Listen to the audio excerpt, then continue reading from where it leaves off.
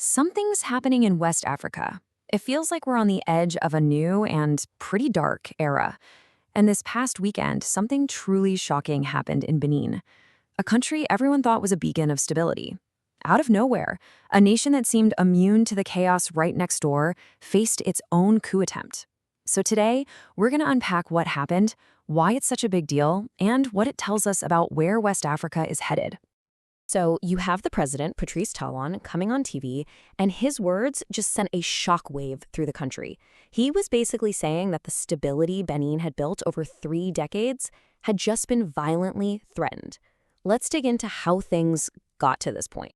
Okay, so here's how we're going to break this down. First, we'll look at the coup that blindsided everyone. Then, we'll examine the cracks that have been forming under the surface in Benin's democracy. After that, we'll zoom out to this coup belt that's spreading across the region.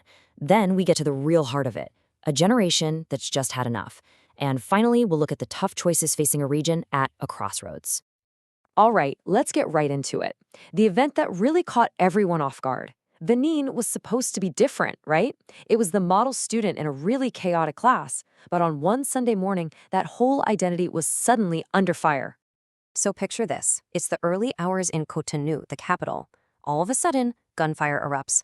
Reports start coming in of armed men trying to take over key government sites, including near the presidential palace. But then, just hours later, the government is on the air, saying the attempt failed. They announced that several military officers were in custody, and security across the city went into overdrive. The immediate danger was over, but the psychological damage, that was just beginning. And to really get why this was such a huge deal, you have to understand what Benin represented. It wasn't just another country in the region. It was the stable one. For 30 years, it was the poster child for peaceful elections and smooth transfers of power. It was a genuine success story. So the sound of gunfire in Cotonou wasn't just an attack on a government. It felt like an attack on the very idea of Benin itself. So the big question is, how on earth could this happen in Benin, of all places? Well, to figure that out, we have to look deeper than just one day's events. Coups like this don't just happen overnight. They're what happens when a whole lot of pressure builds up over time. So let's look at the cracks that have been forming in Benin's foundation. If you look back, Benin's early days after independence were, well, chaotic. A real revolving door of coups. Then Major Coup takes power in '72, leading to a long stretch of single-party rule. But then, in 1991, something pretty amazing happened. Benin held this national conference that led to the first peaceful shift to a multi-party democracy on mainland Africa. It was a massive deal, a moment of incredible hope that set a new standard. So what went wrong? How did that hopeful story start to unravel? Well, you've basically got this pressure cooker situation building up. First, critics say the political space has been shrinking. Opposition figures have ended up in jail or in exile, and election rules have been changed in ways that seem to lock in power. Second, the economy. Yeah, the national growth numbers might look good, but for a lot of people, especially young people, that growth means nothing. They're facing massive unemployment. And third, you have this growing insecurity creeping into the north as extremist groups from the Sahel push south, making the whole country feel vulnerable in a way it hasn't before. And here's the thing. What's happening in Benin isn't just about Benin. You have to zoom out and see it as a symptom of a much, much bigger problem. It's part of a regional contagion, an instability that's spreading like a virus. I mean, just look at this domino effect. It's staggering. In just the last few years, a whole string of military takeovers has created what people are calling a coup belt, right through West and Central Africa. Mali, Guinea, Burkina Faso, Niger, the list just keeps growing. Every time a coup succeeds, it makes the idea of another one seem more normal, more possible. It's a terrifying precedent. And this has left a massive power vacuum. ECOWAS, the big regional group, used to be the adult in the room. It set democratic standards, and it had the muscle to put pressure on would-be dictators. But that old ECOWAS is gone. Now it's fractured.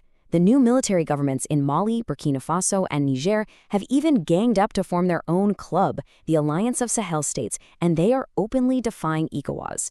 This isn't just politics, it's a fundamental split, creating a kind of anti-democratic bloc that weakens everyone. But look, beyond all the politics and the military maneuvers, the real crisis here, it's psychological. It's about people. And to really get what's going on, you have to look at the youth, who are at the absolute center of this entire story. And this is maybe the most important part of the whole thing. For millions and millions of young West Africans, democracy wasn't just some fancy word. It was a promise of a decent job, a safe life, a little bit of dignity. But when that promise gets broken over and over again, faith in the whole system just rots from the inside out. There's this growing feeling that the game is rigged, that elections just change the faces in charge, not the facts on the ground. And you have to remember, this isn't the 1980s. This generation has a smartphone in their pocket. They can see, right now, in real time, what life is like in other parts of the world. They see opportunity, they see security, they see basic services. And as they scroll, this one simple, powerful, and totally disruptive question starts to bubble up. Why not us? And that simple question is literally reshaping the continent. Young people are just done with the same old excuses. They're done with the corruption. You can't unsee a better world once you've seen it. And that leads to this powerful truth. A generation that can see better will absolutely demand better. The old ways just aren't going to cut it anymore. Okay, so where does all this leave us? The failed coup in Benin, it wasn't just a close call for one country. It was a screaming fire alarm for the entire region. This is a genuine crossroads moment, and the decisions people make right now are going to define West Africa for a generation. So how do you even begin to fix this? Well, people on the ground and experts all seem to point to three huge, non-negotiable steps. Number one, a total governance reset. And not just talking about it, actually doing it. Real transparency, real accountability. Two, treat security like the regional emergency it is. Share intelligence, run joint operations, and fight these terror groups together.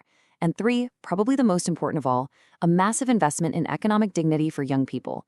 We're talking real jobs, real skills, real opportunity. But amidst all this darkness, there's a really important glimmer of hope in this story. The plotters in Benin made a huge miscalculation. They assumed the public was so fed up they'd welcome any change, even from the military. They were dead wrong. The people of Benin, for all their frustrations, were not willing to throw away their democracy. Their rejection of the coup was what made it fail. It's an incredible reminder that in the end, the citizens still hold the real power. So this really is a turning point. It's not over. The future of West Africa is being written right now as we speak, which leaves us with the big question.